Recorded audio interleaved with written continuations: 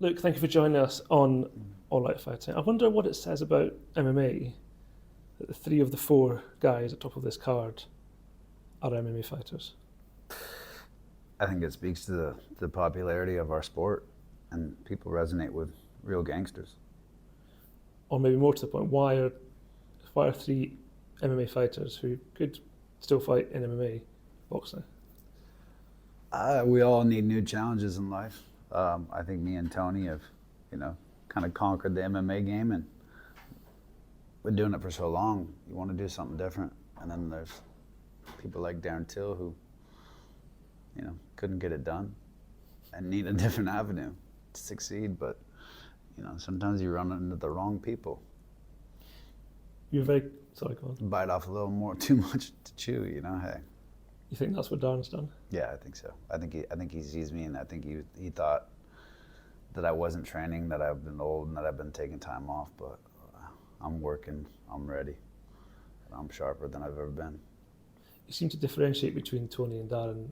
I know they're obviously different people, and you're only fighting one of them. But do you see them differently as men? As men, they're both wild in their own right. No doubt. But Tony's proven himself in the game a bit more than Darren. Darren did all okay for himself, but no one really understands why he exited at the time he did, other than the fact that you're just running from something. What do you think he's running from? I don't know, challenges.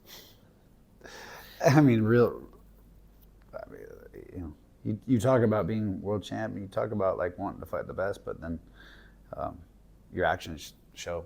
And I think he ran away from the challenge and looked into this avenue, and I'm the best boxer in Misfits. What the fuck? Good for you, buddy. You're ranked higher than KSI, a guy that's never fought professional in his life and never fought anybody. It's just how he thinks of himself in this game is about to be checked. I'm going to assume, given you've been world champion, that you can go to bed at night and be content with what you achieved. Do you think he goes to bed and still regrets? Yeah, you can see it in his actions. You can see it in his face. He look at him before and look at him now. He doesn't look as clean and as sharp and as healthy as he once was. He needs to lay off the Charlie. What's been the biggest? Has there been any surprise in training, specifically for boxing? Surprises. It's just every day. Every day is leg day. It's like there's just no exit. You always have to be sharp. You always have to be on. You can't kick. You can't take it to the ground. It's constantly being able to be sharp. I think that's the biggest thing with boxing. The difference is just you're handicapping yourself in so many ways, and so you have to just be. You have to be defensive. You have to be offensive. You have to be on at all times. I know you're both professionals. I'm not expecting a repeat of Dylan Dennis when he fought Logan Paul, but do you think your mind might play tricks when you're in a boxing ring with Darren Till, and you think, hang on, why can't I take him down? Why can't I, use my legs? Yeah, that'd be nice if we could, right? Be a short night, but yeah, I'm gonna box. I always stick to the game plan, and if he wants to break the rules, we can break the rules. Are there any qualities you see in Darren Till? Yeah, Darren's he's tough. He's tough. He's got decent boxing. He can throw a left hand. I haven't seen too much else. Obviously he's got an uppercut, but that's going to be hard to play with. When you're not fighting a midget. So he's got a good left hand. If you put an opponent down in the set, not in the ring, verbally, does it then undermine, if you win that fight, does it then undermine what you've done? If you're saying that Darren Till, all right, he's the best boxer in Misfits, and that's whatever, but then you beat him, does that make you? Yeah, this is the thing, is fighting. Fighting is we always try to find each other's weaknesses. We try to break each other down mentally physically. I mean, but the truth is, Darren, I mean, if you're talking levels to the game, all right? And what I see, I look at the best boxers and the best fighters in the world, and I compare myself. So Darren is a good boxer.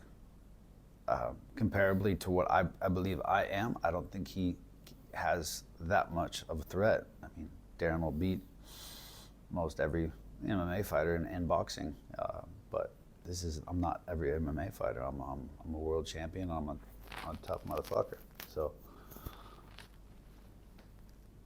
no one's ever seen me like really focus on just my hands. I've always had to focus on my legs and wrestling and all these other things. And so, I'm generating so much more power, and I feel a lot different than I've ever felt.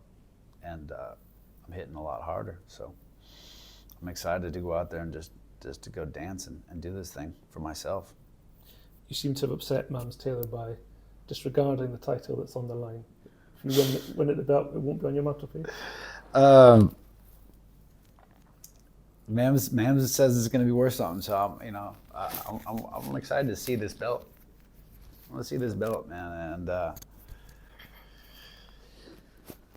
excited. I'll take this belt. I need another belt. Always could use another belt. We'll see. What is Bridger weight exactly, by the way?